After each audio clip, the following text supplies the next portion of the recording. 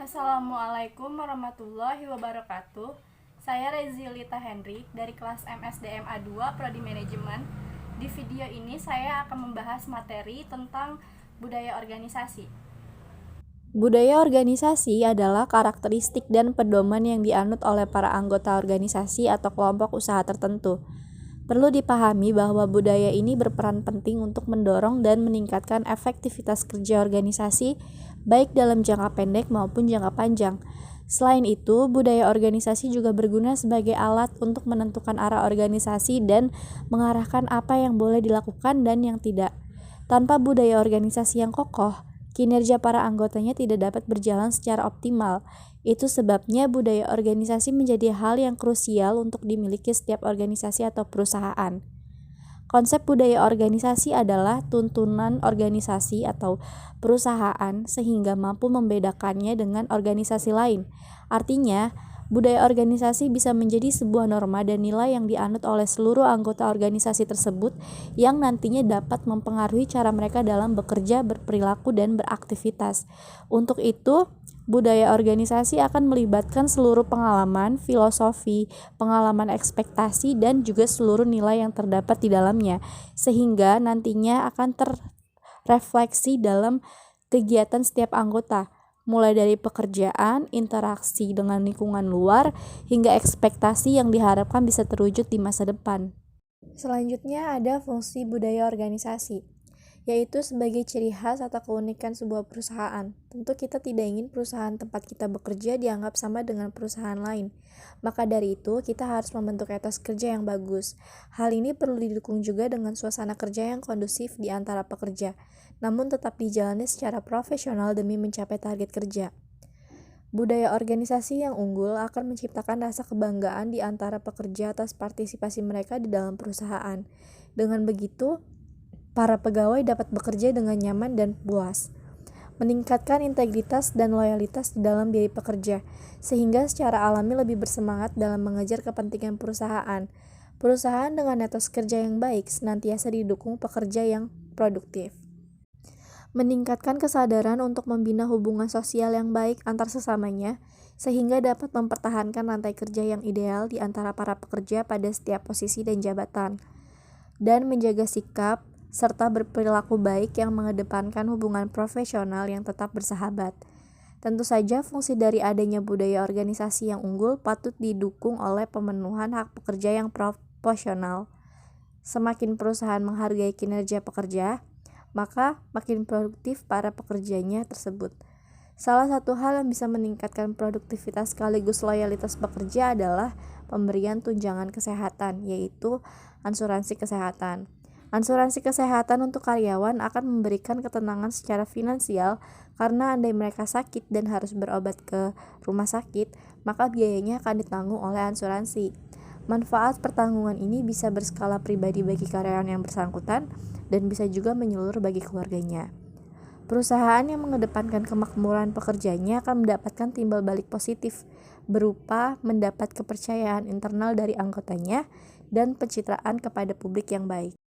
Pada umumnya ada beberapa ciri atau karakteristik yang dapat menjadi indikator bahwa perusahaan tersebut memiliki budaya organisasi yang baik, yaitu memiliki identitas resmi. Perusahaan yang memiliki budaya organisasi umumnya memiliki lokasi, perizinan resmi, dan nama perusahaan yang terdaftar secara resmi oleh pemerintah. Mampu memberikan status karyawan. Status karyawan yang dimaksud di sini adalah bukti konkret seperti tanda pengenal, nomor induk karyawan, surat kontrak, dan sebagainya. Memiliki visi dan misi. Pada dasarnya, setiap perusahaan perlu menciptakan visi dan misi sedari awal mendirikan perusahaan. Dengan visi dan misi, perusahaan tersebut memiliki tujuan serta arah kerja yang jelas. Organisasi mampu bersikap transparan. Perusahaan yang memiliki budaya organisasi tentu tidak akan ragu untuk bersikap transparan terhadap anggotanya. Nilai budaya yang satu ini bertujuan memberikan pemahaman terkait peluang karir dan kontribusi seperti apa yang dapat diberikan karyawannya kepada perusahaan tersebut. Dan yang terakhir, memperhatikan kebutuhan karyawannya.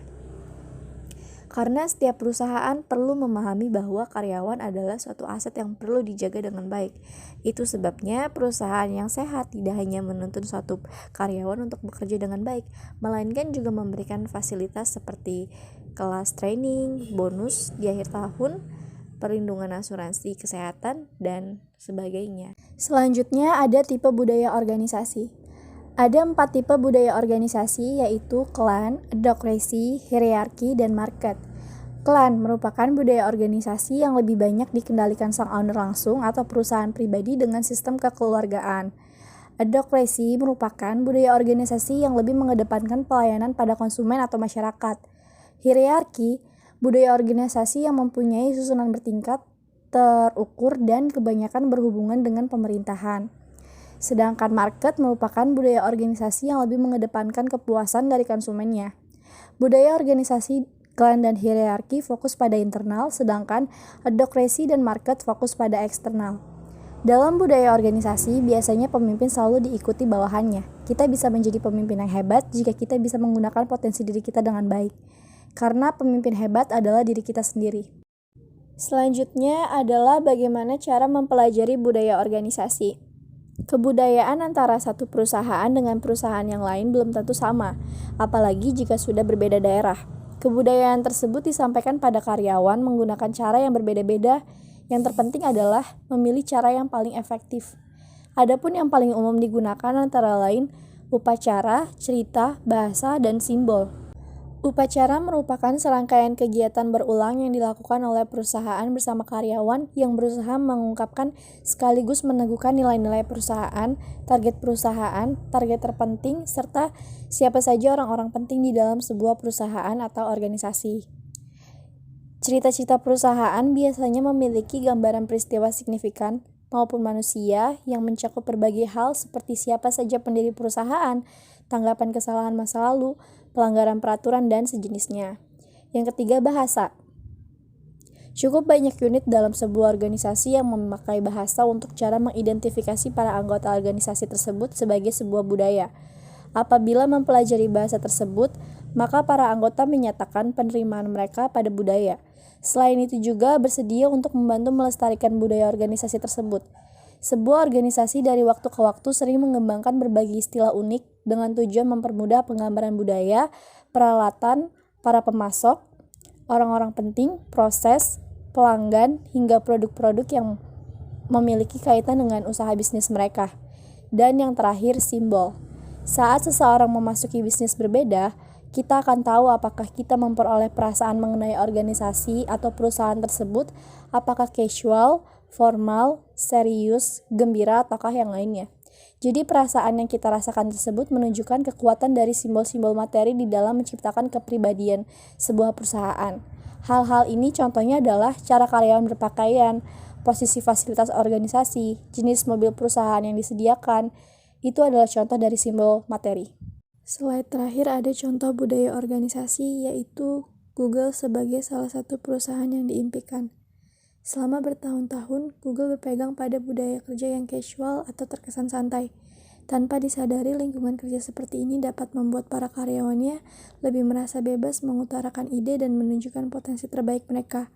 Selain itu, transparansi informasi menjadi hal dasar kedua yang paling dipegang oleh perusahaan Google. Direktur Pengembangan SDM Google, Laszlo Book menyebutkan bahwa setiap karyawan dapat mengakses seluruh informasi terkait rencana dan langkah perusahaan, serta hal apa saja yang sedang dikerjakan oleh rekan kerjanya. Budaya organisasi ini dapat menjadi acuan para pengusaha untuk mendapatkan kepercayaan para karyawannya. Sekian pembahasan tentang budaya organisasi dari saya. Kurang lebihnya mohon dimaafkan. Wassalamualaikum warahmatullahi wabarakatuh.